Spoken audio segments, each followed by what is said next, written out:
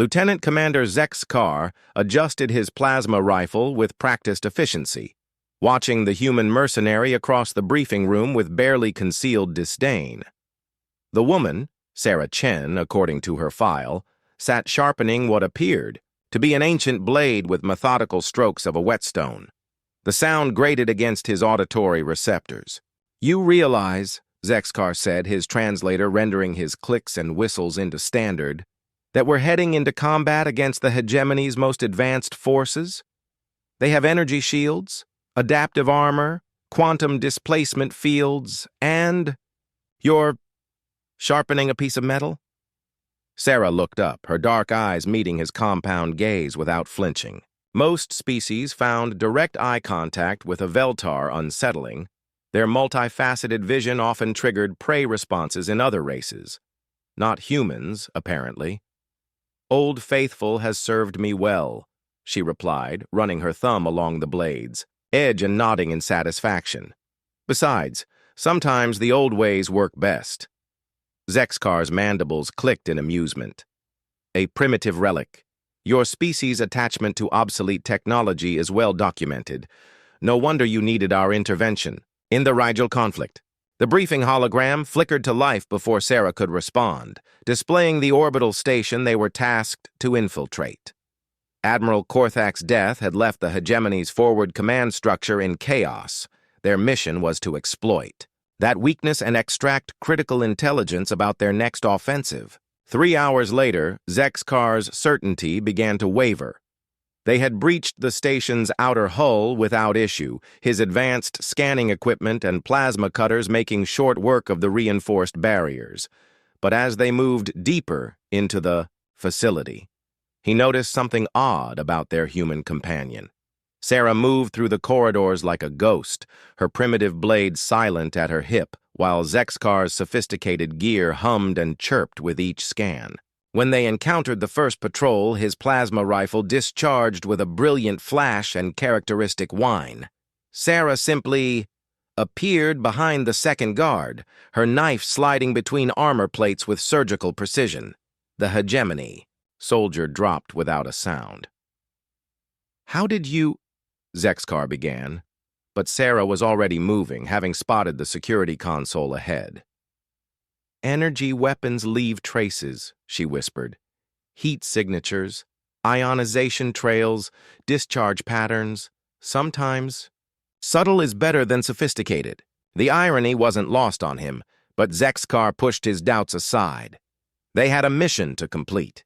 The intelligence vault lay 3 decks down, guarded by automated turrets and quantum locks that would have challenged even Veltar technology. Sarah studied the defenses for a moment, then pulled out what looked like a collection of bent metal pins. "You cannot be serious," Zexkar hissed. "Those quantum locks require—" "Pattern recognition and fine motor control," Sarah interrupted. "Already working. Funny thing about advanced security, sometimes it's so focused on stopping advanced attacks that it forgets about the simple ones." The lock clicked open in 47 seconds.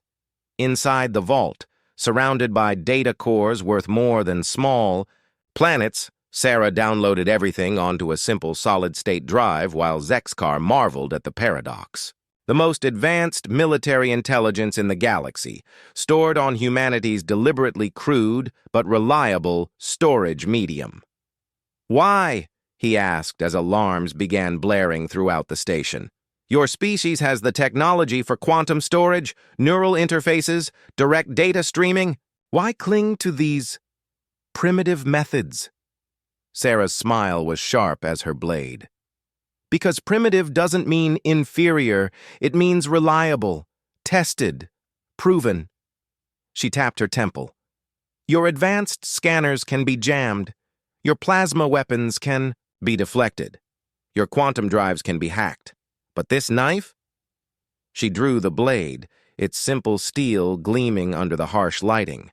"This knife works whether your power grid is up or down, whether there's interference or not, whether your enemy has shields or armor or adaptive defenses."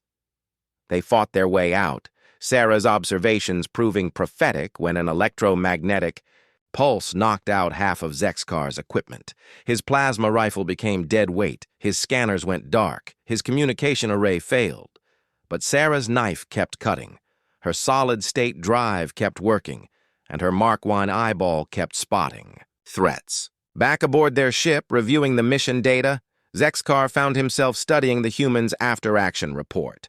Her descriptions of guard positions, patrol patterns, and facility layout were more detailed than his sensor logs had been.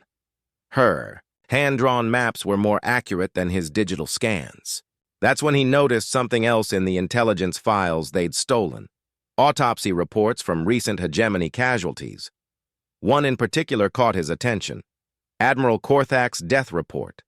The wound patterns were distinctive, precise.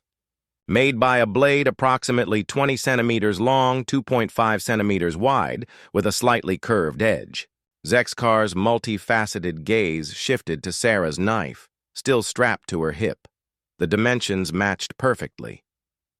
"You weren't hired just for this mission, were you?" he asked quietly. Sarah didn't look up from cleaning her blade. The hegemony killed a lot of good people in the Rigel conflict. Admiral Korthak ordered the orbital bombardment of civilian evacuation ships. She held the knife up to the light, inspecting its edge. "Old Faithful doesn't just serve me well, Commander. She serves justice well, too."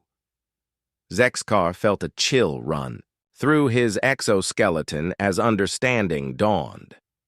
The humans hadn't just sent a mercenary on this mission. They'd sent an assassin. One who had already eliminated the enemy's top commander using nothing more than skill, determination, and a piece of sharpened metal. "Your species," he said slowly, "is far more dangerous than we gave you credit for." Sarah smiled, sliding the knife back into its sheath. "That's the beauty of being underestimated, Commander. By the time your enemy realizes what humanity is, truly capable of, Old Faithful here has already done her work." As Zexkar filed his mission report, he made a mental note to recommend significant revisions to the Veltar military's assessment of human capabilities. Sometimes, he realized, the most primitive tools in the right hands were the most advanced weapons of all. The universe was full of species that had evolved beyond their need for simple tools. But humanity had evolved beyond their need to evolve, beyond simple tools. And that, he was beginning to understand, made all the difference.